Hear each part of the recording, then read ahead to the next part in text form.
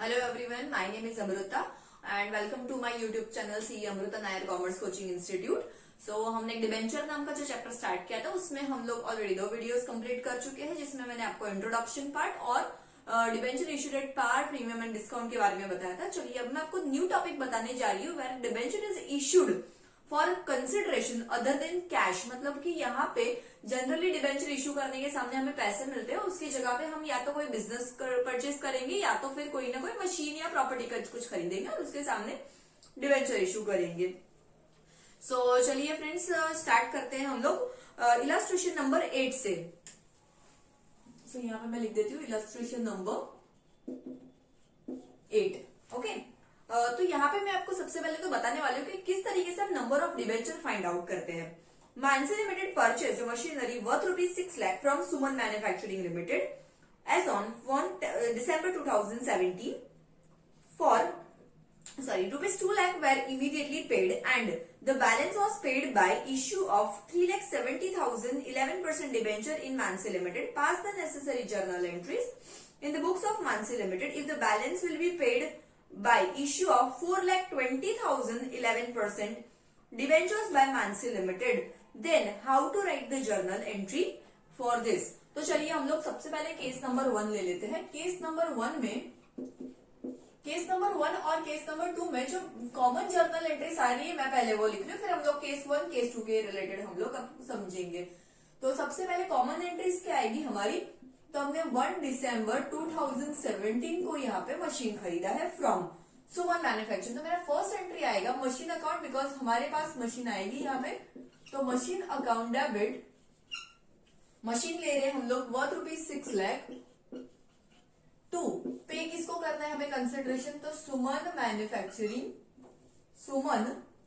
Manufacturing limited, इसको हमें पे करना है ₹6 लाख। चलिए अब आगे क्या लिखा है, सुमन मैन्युफैक्चरिंग लिमिटेड को हम ₹2 लाख पहले कैश में पे कर रहे हैं। तो सेम डेट में रिपीट करूंगी यहाँ पे, और यहाँ पे मैं लिखूंगी Suman manufacturing limited account debit ₹2 lakh, जो हम लोग एक्चुअली उसको कैश से पे कर रहे हैं, सॉरी चेक से पे कर रहे हैं। तो यहाँ पे आ जाएगा टू बैंक अकाउंट, ये जो आधा कंसिडरेशन हमने पे कर दिया उसके रिलेटेड है। ओके, अब देखिए मशीन हमने खरीदी 6 लाख की, 2 लाख हमने उसको पे कर दिए हैं। अब कितना बाकी रहा है, 4 लाख पे करना। बट 4 लाख के सामने मैं उसको डिबेंचर इशू कर रही हूँ 370 के, तो उसकी एंट्री कैसे होगी, तो यहाँ पे आ गया मेरा केस 1।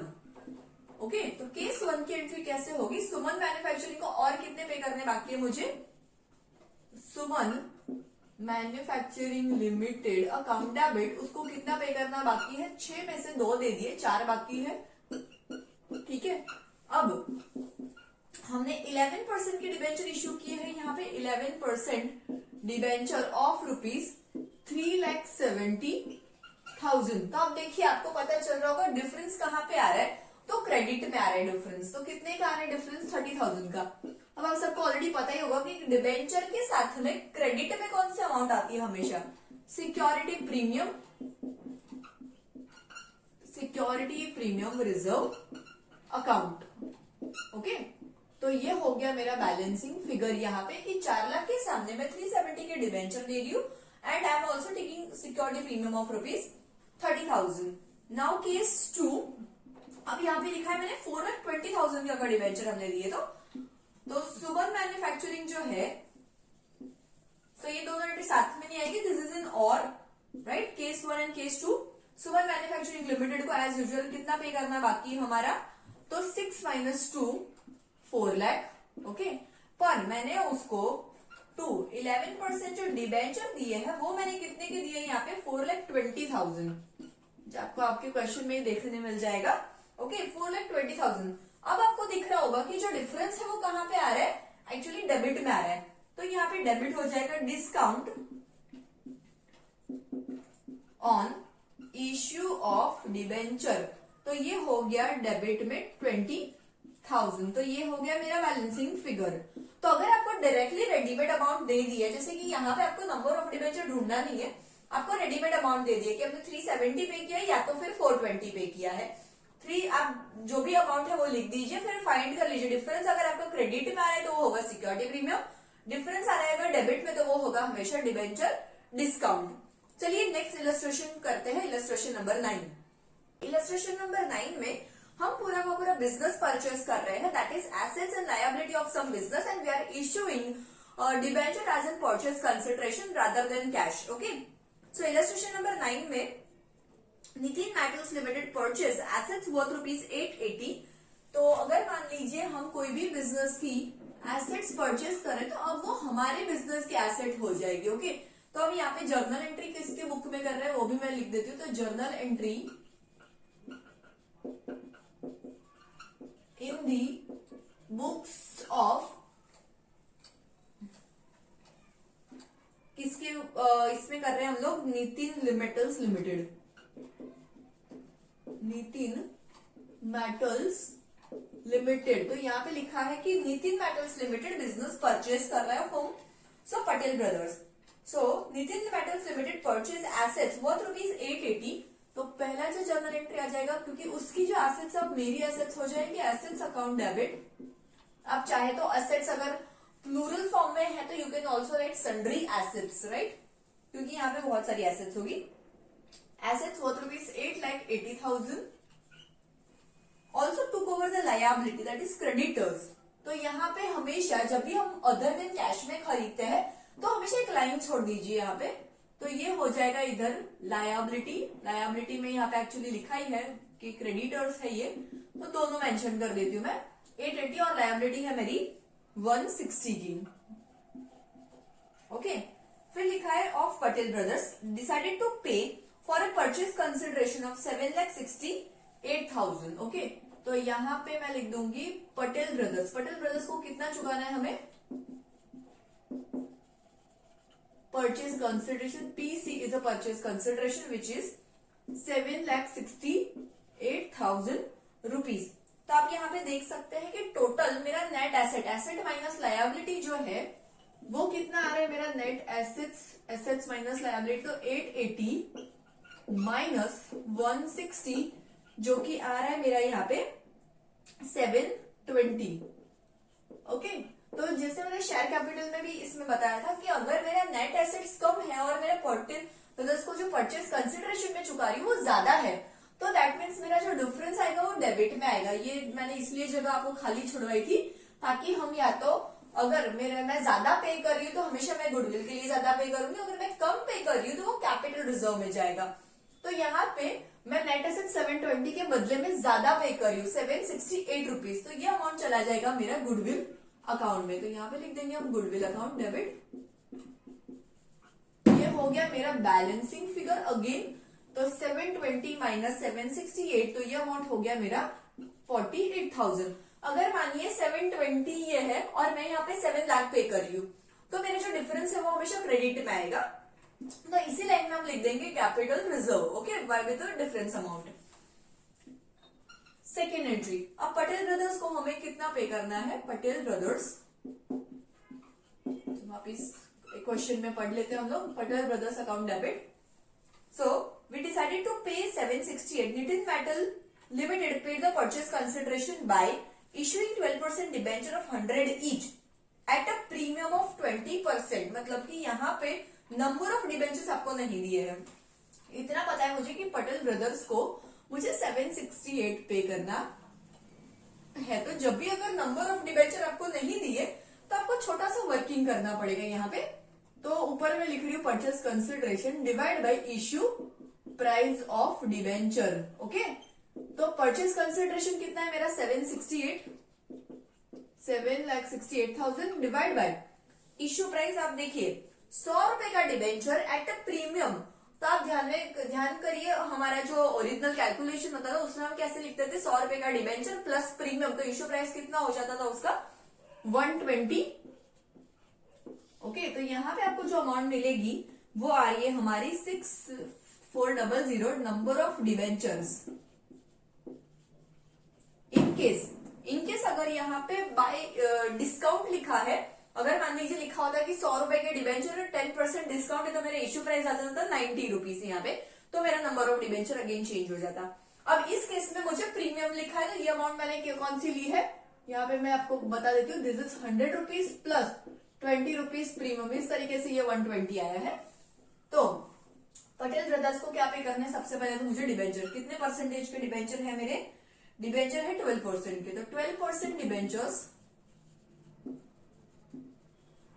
अकाउंट, डिबेंचर की नंबर ऑफ डिबेंचर आ गए मेरे 6400 इंटू 100 रुपीज का डिबेंचर था मेरा ये, तो ये अमाउंट आ गई मेरी 6,40,000 to security premium reserve, security premium reserve में आ जाएगा 6400 was number of debenture and 20 rupees is my premium. Okay, तो 6400 इंटू 20 रुपीज ये आ जाएगा मेरा 1,28,000। ओके, सेम आप कर सकते हो, अगर मान लीजिए क्वेश्चन डिस्काउंट में है तो सिर्फ आपका नंबर ऑफ डिबेंचर चेंज हो जाएगा और सिक्योरिटी प्रीमियम की जगह आ जाएगा यहाँ पे डिस्काउंट। अगर आप चाहे तो मैं आपको वो भी एक समझा देती हूँ, यहाँ पे डिस्काउंट से नहीं है, पर अगर डिस्काउंट से हो तो क्या कर सकते हैं हम लोग, परचेज कंसिडरेशन अगेन मान लीजिए 768 है और 20% डिस्काउंट बोला है मुझे, तो 20% डिस्काउंट मतलब कि मेरा जो इश्यू प्राइस है वो 80 रुपीज हो गया, तो नंबर ऑफ डिबेंचर कितने हो जाएंगे, चलिए कैलकुलेट कर लेते हैं हम लोग। 768 ये क्वेश्चन में नहीं है, मैं एडिशनली आपको एक एक्स्ट्रा चीज करवा रही हूँ। तो 100 रुपए का डिबेंचर, 20% डिस्काउंट 80 रुपीज, तो ये हो गया मेरा 9600 नंबर ऑफ डिबेंचर। एंट्री कैसे करेंगे इसका, तो पटेल ब्रदर्स में यहाँ पे पूरा नहीं लिख रही, यहाँ पे अकाउंट डेबिट 768, अब डिस्काउंट आपको पता है डेबिट होता है, तो डिस्काउंट ऑन इश्यू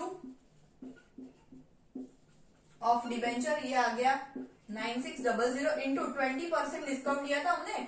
ओके, ये कैसे है 80, तो 100 minus 20 rupees discount and issue price is 80। Okay, so 9600 into 20 rupees that is 192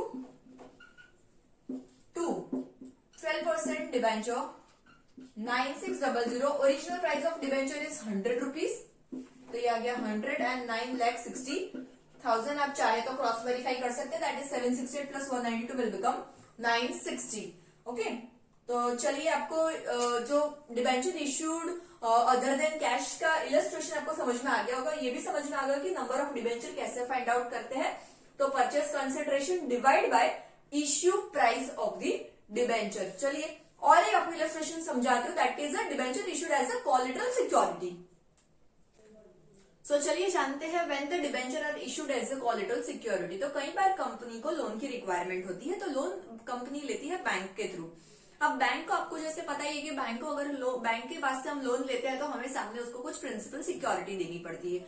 ये प्रिंसिपल सिक्योरिटी के एडिशनल भी अगर बैंक हमसे कोई एडिशनल सिक्योरिटी की डिमांड करती है और हम एज ए एडिशनल सिक्योरिटी उनको डिबेंचर इश्यू करते हैं फॉर सेफ्टी, तो उसको बोलेंगे हम debenture issued as a collateral security. अब अगर आपने जो लोन है आपका टाइम टू टाइम रीपे कर दिया है बैंक को, तो बैंक क्या करेगी, वो जो प्रिंसिपल सिक्योरिटी भी आपको वापस दे देगी और ये जो कोलेटरल सिक्योरिटी के बेसिस पे अपने डिबेंचर इश्यू किए थे वो भी कैंसिल करके आपको रिफंड कर देगी। अब जब आपने अगर लोन का रीपेमेंट नहीं किया टाइम टू टाइम, तो बैंक क्या करेगी, सबसे पहले तो अपना इंटरेस्ट और ड्यू क्लियर करने के लिए आपका प्रिंसिपल सिक्योरिटी जो है वो आपको आपका बेच देगी और अपने ड्यूज जो है वो रिकवर कर लेगी। अगर प्रिंसिपल सिक्योरिटी को सेल करने के बाद भी उसके कोई ड्यूज बाकी रहते हैं, तो इन दैट केस कंपनी जो बैंक जो है अपना राइट एक्सरसाइज कर सकती है on this collateral security. Collateral security को अब कंपनी एक्चुअली डिबेंचर इश्यू गिन के आपका लोन जो है वो रीपे कर रिफंड दिखा देगी और आपका जो डिबेंचर इश्यूड है वो उसके ऊपर अपने राइट्स कंसिडर कर लेगी। सो जब तक आपने लोन जो है टाइम टू टाइम रीपे कर दिया है तब तक कोई प्रॉब्लम नहीं है, आपके डिबेंचर एज एन इश्यू नहीं गिने जाएंगे, वो सिर्फ सेफ्टी के लिए दिए हैं ऐसे गिने जाएंगे।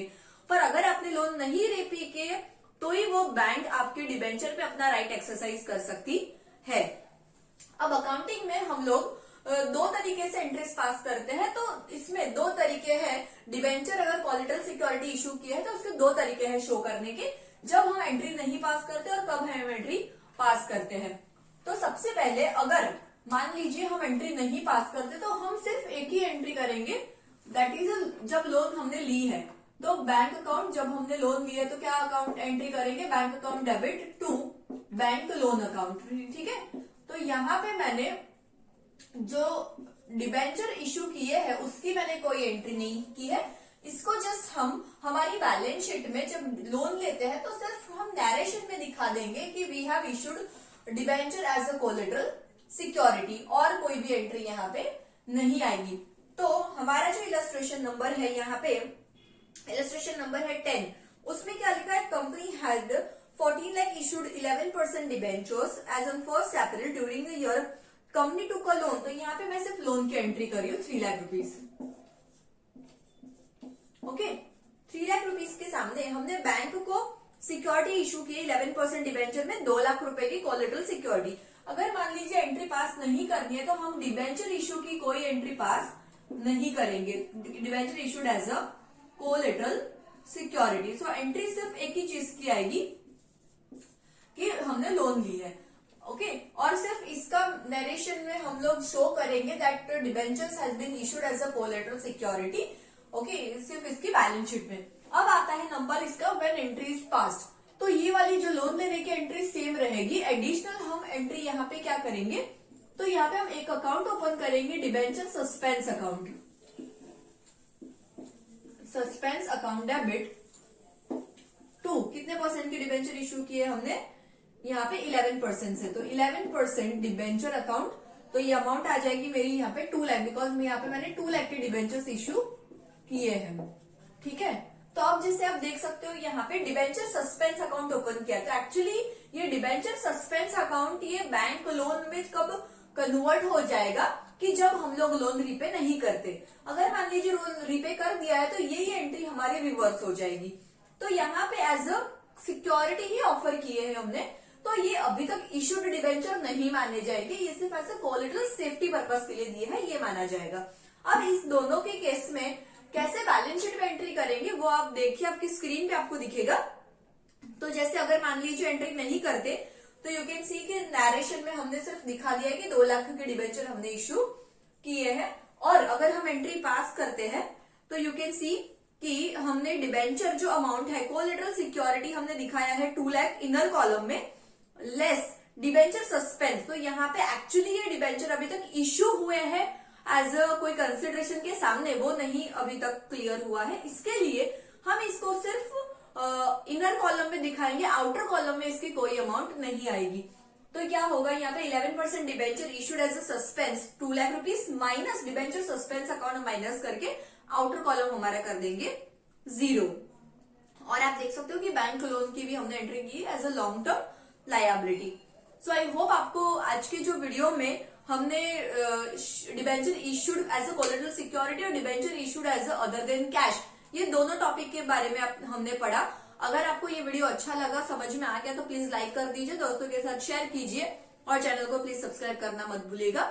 इनकेस मैं यहाँ पे सारे अगर इलस्ट्रेशन या एक्सरसाइज कवर नहीं कर पा रही हूँ और फिर भी आपके कोई डाउट्स और आप कोई पर्टिकुलर सम का वीडियो मेरे से चाहते हैं तो प्लीज आप मुझे कमेंट बॉक्स में लिख के भेजिए आपको कौन से पर्टिकुलर वीडियो की जरूरत है, तो मैं जरूर मेरी कोशिश करूंगी कि आपके लिए वो वीडियो लेके आऊं।